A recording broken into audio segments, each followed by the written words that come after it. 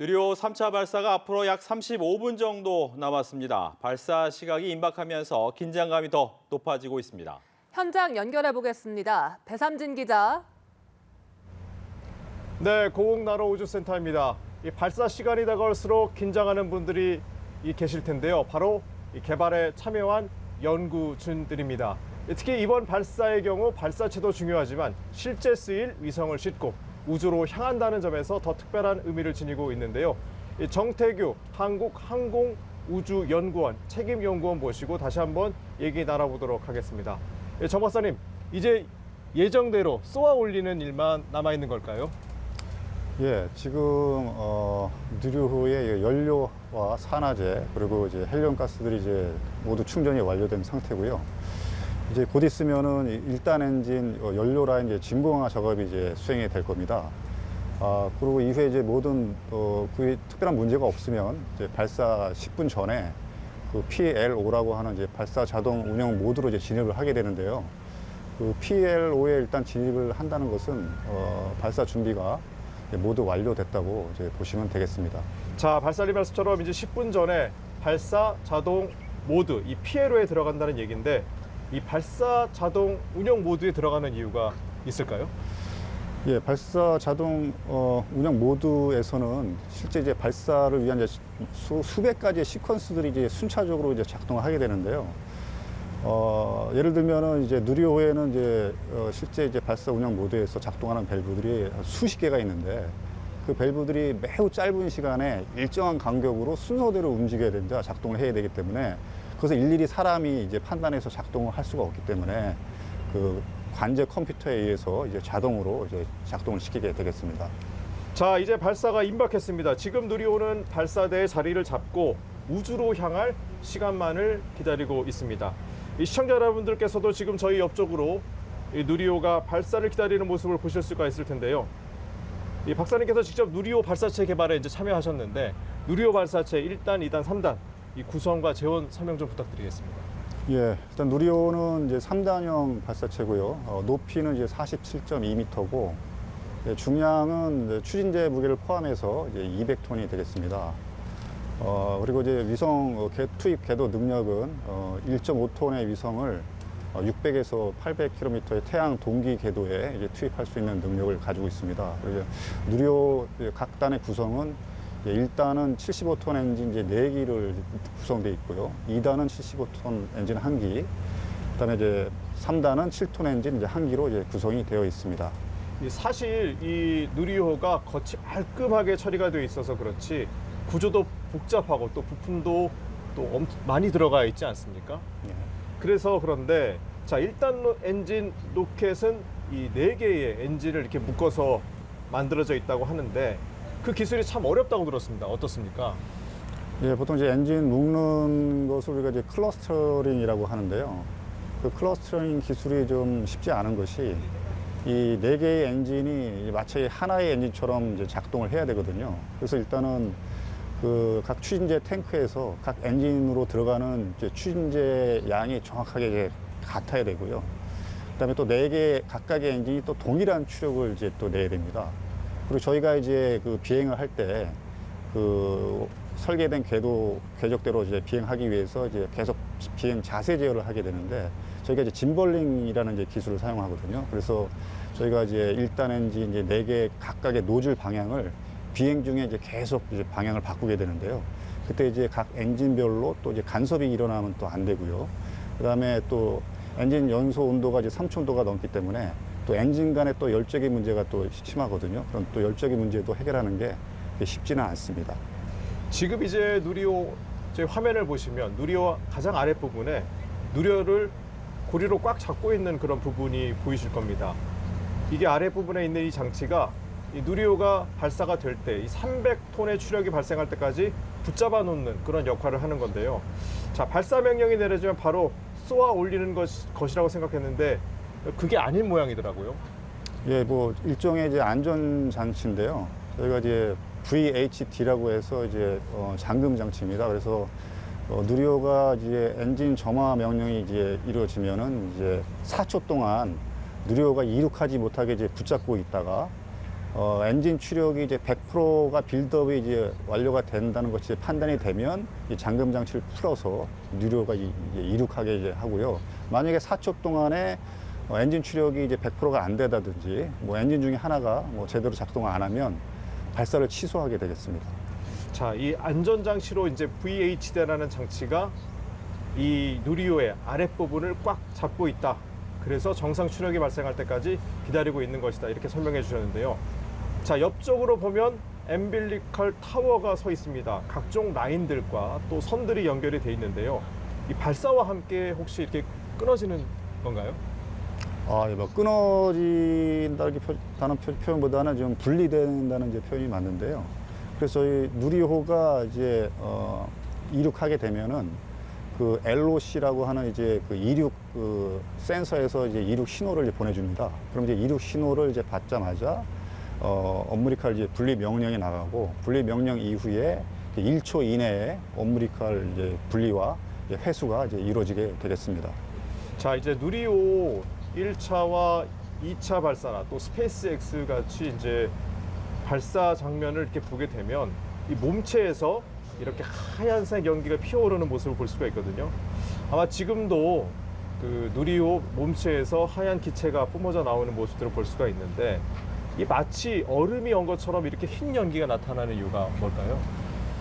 예, 지금 한번 화면으로 보실 텐데요. 지금 그 산화제 탱크에서 지금 하얀 연기가 이제 마치 하얀 연기처럼 이제 벤트 밸브를 통해서 이제 나오는 것을 보실 수 있는데요. 이게 이제 산화제 탱크에 이제 영하 183도의 이제 액체 산소가 이제 충전이 되고 있는데 그게 이제 우리 대기압에서 영하 183도부터 이제 기혈을 하게 됩니다. 그래서 지금은 이제 계속 산화제가 이제 기하하고 있는 중이기 때문에 그 벤트 밸브를 통해서 그 저온의 이제 산화제 가스가 산소 가스가 이제 대기 중으로 분출되면서 그 대기 중에 있던 이제 수분이 이제 순간적으로 이제 얼기 때문에 이렇게 하얀 연기처럼 이제 보이게 되는데요. 원래 이제 산소는 이제 무색 무취의 가스인데 그 수증기가 얼면서 이렇게 하얀 연기처럼 이제 보이게 되는 것입니다. 자, 발사를 할 때 박사님 보면 어마어마한 연기와 화염이 분출이 되잖아요. 네. 자, 화염의 온도가 대략 한 3000조 정도 된다. 이렇게 알려져 있는데 그 열기를 감당해 내려면 아마 그 아랫부분에는 굉장히 특수한 장치들이 좀 되어 있을 것 같은데 어떻습니까? 예, 저희가 그 화염 유도로라고 해서 그 화염 방향을 일단 바다 쪽으로 이제 돌리는 이제 유도로가 있는데요. 그 화염 유도로에 이제 우리 누리호 일단 엔진의 추력이 300톤이기 때문에 사실 이제 이륙할 때 그 300톤의 힘이 그대로 화염 유도를 치게 됩니다. 그래서 그게 그냥 치게 되면은 화염 유도로는 이제 콘크리트로 이제 설치가 되어 있는데 완전히 부서지기 때문에 그 힘을 이제 견디기 위해서 두꺼운 철판으로 일단 화염 유도를 다 마감을 하고요. 또 화염 온도가 굉장히 높기 때문에 철판을 다 녹여버립니다. 그래서 이제 철판이 이제 녹지 않도록 이제 방지하기 위해서 그 연소시의 이제 엔진 출구 쪽에 저희가 냉각수를 한 초당 한 2톤을 이제 분사시켜서 이제 화염 온도를 낮춰서 이제 화염 유도로를 이제 보호를 하는데요. 누리호 발사하실 때 보면은 이제 화염 유도로 이제 근처에 이제 큰 이제 하얀 구름이 이제 거대하게 형성되는 것을 이제 보실 수가 있는데 그 구름이 이제 대부분 이제 수증기라고 보시면 되겠습니다. 아, 그렇군요. 자, 제가 이쯤에서 누리호 발사 이후의 진행 과정을 잠시 정리해 드리도록 하겠습니다. 자, 누리호가 발사가 되면 125초 만에 고도 64km까지 상승을 하고 1단이 분리가 됩니다. 이후 페어링이 분리가 된 다음에 2단 로켓이 분리가 되는 순서로 날아가게 되는데요. 이 누리호 3단은 550km까지 상공까지 날아가게 되는데 783초, 그러니까 13분 정도에서 차세 소형 위성 2호가 분리가 되고 이후에 20초 간격으로 나머지 위성이 차례차례 분리하게 됩니다. 이 최종 운행 종료 시점은 발사 후 18분 58초입니다. 자, 많은 분들이 이 누리호의 성공을 기원하면서 이곳 나로도 인근에 모여 계십니다. 직접 눈으로 누리호의 발사 장면을 담기 위한 건데요. 누리호가 점점 하늘로 올라가다가 이 점처럼 작아지는 시점이 있던데, 자, 박사님, 육안으로 볼 수 있는 누리호의 그 거리 얼마 정도 된다고 보십니까? 예, 보통 우리 한국 여객기가 비행하는 고도가 이제 10km거든요. 그래서 보통 이제 육안으로 볼 수 있는 이제 고도를 보통 10km라고 이제 보는데요. 누리호는 뭐 아시다시피 이제 화염이 있기 때문에 아마 더 높은 고도까지 이제 육안으로 볼 수 있을 거고요. 제가 생각하기로는 한 1분 정도는 이제 맨눈으로 육안으로 이제 볼 수 있을 것 같습니다. 지금 이 인근 전망대에 많은 분들이 와 계시다고 하는데요. 한 1분 정도까지는 육안으로 보실 수 있다고 합니다. 자, 발사 시간이 6시 24분입니다. 당초에는 6시 24분 플러스 마이너스 30분으로 잡았는데요. 지난해에는 4시에 발사를 했었잖아요. 그런데 이번에는 6시 24분으로 약 2시간 24분 정도 늦어졌습니다. 발사 시간이 이렇게 좀 늦어진 이유가 있을까요? 예, 1, 2차 발사 때는 저희가 이제 시험 발사로 이제 누리호 성능 검증을 위한 이제 시험 발사였기 때문에 사실은 발사 시간에 대한 제약이 별로 없었고 상대적으로 자유로웠고요. 근데 반면에 이제 오늘 발사는 실제 실용 위성 발사하는 발사이기 때문에 위성 쪽에서 요구하는 궤도가 있습니다. 그게 이제 550km의 이제 태양 동기 궤도인데 또 특별히 이제 차세대 소형 위성 2호는 그 중에서도 이제 뭐 여명 황혼 궤도라는 이제 궤도를 요구하고 그 궤도에서 또 오전 6시에 이제 한반도 상공을 이제 지나도록 요구하고 있기 때문에 그 요구 조건을 맞추기 위해서 6시 24분, 플러스 마이너스 30분이라는 이제 발사 시간이 이제 결정이 됐고요. 그래서 지금 그 발사 윈도우가 이제 1시간 정도 되지 않습니까? 그래서 그 안에 발사를 해야지 그 요구하는 궤도에 투입할 수 있고, 만약에 이제 어제같이 좀 일정이 지연돼서 그 윈도우를 벗어나게 되면은 이제 발사를 연기해야 되는 상황입니다. 그러니까 지금 발사를 하면 우리나라 쪽에서 이게 북반부, 지구의 북반부에서는 이 여명 시간이 되는 거고 남반부로 가면 황혼 시간이 되는 건가요? 예, 그래서 한 번은 이제 돌 때마다 한 번은 여명 시간, 한 번은 이제 황혼 시간. 이제 번갈아 가면서 가는데 계속 그 경계로 돌면서 24시간 내내 이제 태양빛을 받는 그런 궤도가 되겠습니다. 자, 이 얼마 전에 제가 기사를 보니까요. 이 우주 공간에 10cm짜리 우주 쓰레기가 34,000개, 그리고 1mm짜리 아주 작은 그런 우주 쓰레기는 한 1억 3천만 개 정도 떠 있다고 하더라고요. 그런데 이게 초속 7km 속도로 도니까 우리가 이제 총알을 쏠 때 한 8배 정도 속도로 이 지구 바깥 궤도를 돌고 있다고 하는데, 지금 오늘 발사관리위원회에서도 이 부분을 이제 정리를 하면서 누리호를 쏘아 올리게 됐는데요. 이 우주에서 이렇게 많은 쓰레기들을 피해서 누리호를 발사할 수 있다는 것도 굉장히 큰 난관일 것 같아요. 어떻게 보십니까? 예, 우주 쓰레기가 요즘 상당히 이제 큰 문제가 되고 있는데요. 최근에도 이제 러시아 소유주 우주선이 이제 우주 정거장에 우주인을 보내고 나서 임무 후에 이제 우주인을 이제 귀환을 시켜야 되는데, 우주 파편 때문에 이제 소유주 우주선이 이제 파손이 된 사건이 발생했어요. 그래서 이제 그 우주선을 가지고 귀환을 못하기 때문에 지상에서 이제 새로 우주선을 이제 또 제작을 해서 새 우주선으로 이제 우주인을 귀환시킨 사례가 있는데요. 나로호 같은 경우도 이제 우주 물체 이제 회피 분석을 이제 수행을 하는데, 누리호는 이제 유인 우주선은 아니기 때문에 아까 말씀하신 이제 모든 우주 물체에 대한 분석은 수행하지 않고요. 누리호가 이제 비행 궤적 중에 이제 유인 우주선에 대한 회피 분석만 이제 수행을 하고 있습니다. 자, 발사체는 기상에 가장 이제 민감한데요. 오늘 같은 경우도 이 비행하는 그 구간 안에 강풍과 이 낙뢰가 없었기 때문에 발사가 이루어졌다고 하더라고요. 지금 보면 이 현재 이 나로도 상공에는 얕은 구름이 지금 끼어져 있는 상태인데요. 이 발사 성공을 위해서 갖춰야 하는 기상 요건이 있다고 들었는데 어떤 상태에서 발사가 되는 겁니까? 네, 뭐 오늘 같은 날씨에는 일단 바람하고 이제 구름이 이제 가장 중요한 이제 기상 요인이 될 것 같은데요. 일단 바람 같은 경우는 일단 지상풍은 뭐 초속 한 21m를 초과하면은 이제 발사를 이제 못하게 되고요. 그다음에 고층풍 같은 경우는 또 일정 기준을 초과하게 되면은 이제 비행 중에 이제 누리호 기체가 파손되거나 또 이제 자세 제어를 이제 못하기 때문에 또 발사를 못하게 되겠고요. 또 이제 비행 경로 중에 또 이제 낙뢰를 포함한 구름이 있으면 이제 그 낙뢰에서 그 누리호에 있는 전자 장비들이 이제 파손되거나 이제 오류를 일으킬 수 있기 때문에 이제 발사를 이제 못하게 됩니다. 자, 위성이 주인공이니까 위성 얘기를 좀 더 해보도록 하겠습니다. 이번에 탑재되는 차세대 소형 위성 2호를 비롯해서 누리호에는 8개의 위성이 탑재가 되는데요. 자, 천문연에서 도요셋 4기가 또 탑재가 되고 또 우주 기술을 검증하기 위한 민간 위성 3기도 탑재가 됩니다. 박사님, 이번에 8개의 그 위성에 대해서 좀 잠깐 소개 좀 해주실 수 있을까요? 네, 이번 8개 위성은 이제 그 주 탑재 위성은 이제 차세대 소형 위성 2호가 되겠는데요.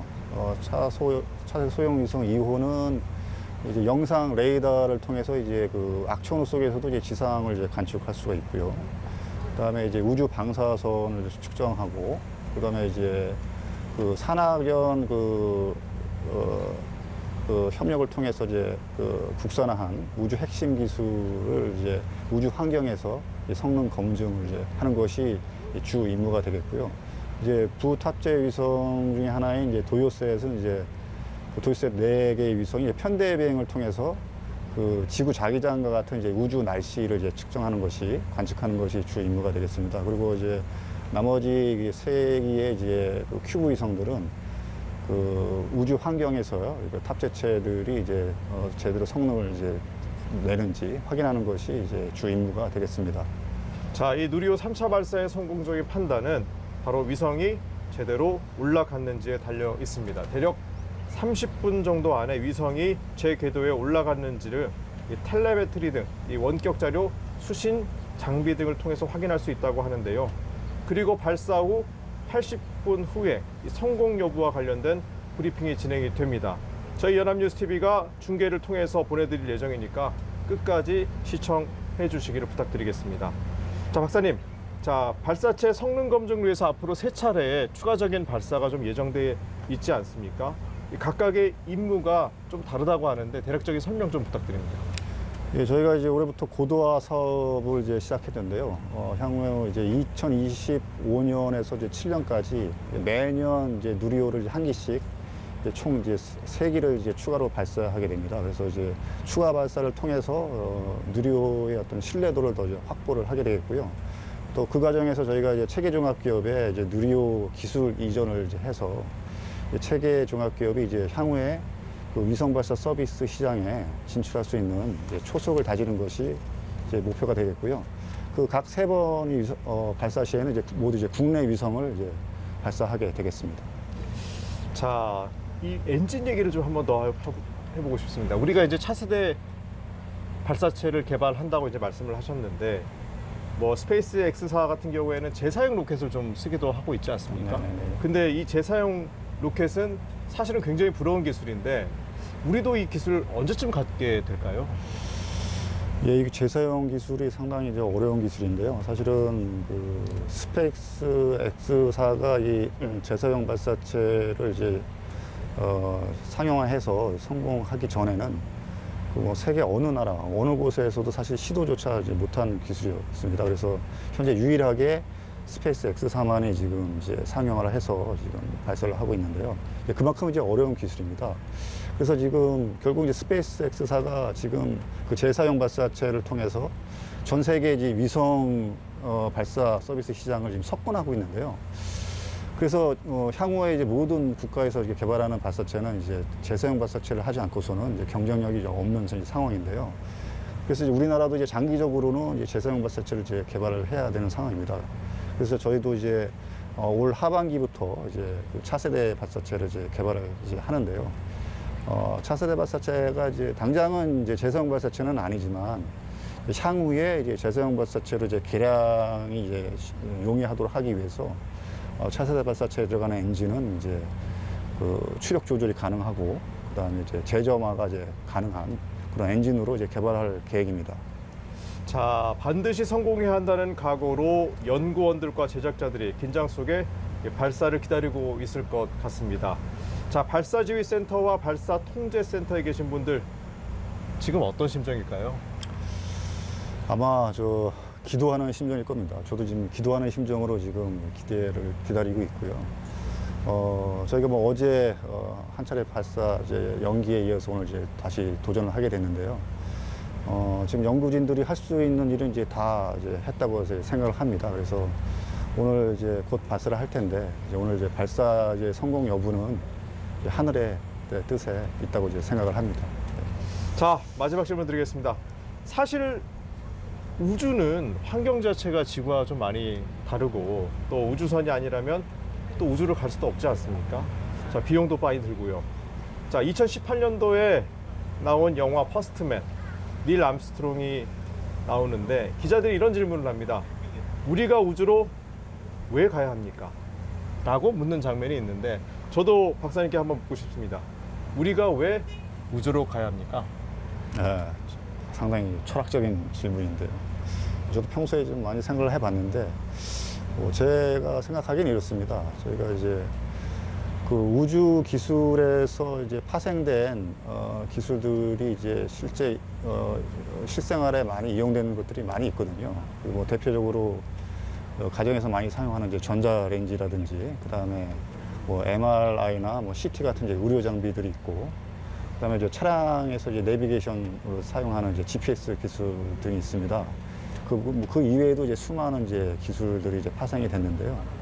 이렇게 이제 우주 개발을 통해서 이제 파생된 기술이 이제 인류 실생활, 인류 발전에 이제 크게 이제 이바지를 하고 있습니다. 그래서 이제 우리나라도 이제 선진국에 이제 진입한 만큼 우리나라도 이제 우주 기술 이제 개발을 통해서 인류 발전에 이제 기여를 이제 할 시점에 왔다고 생각하고요.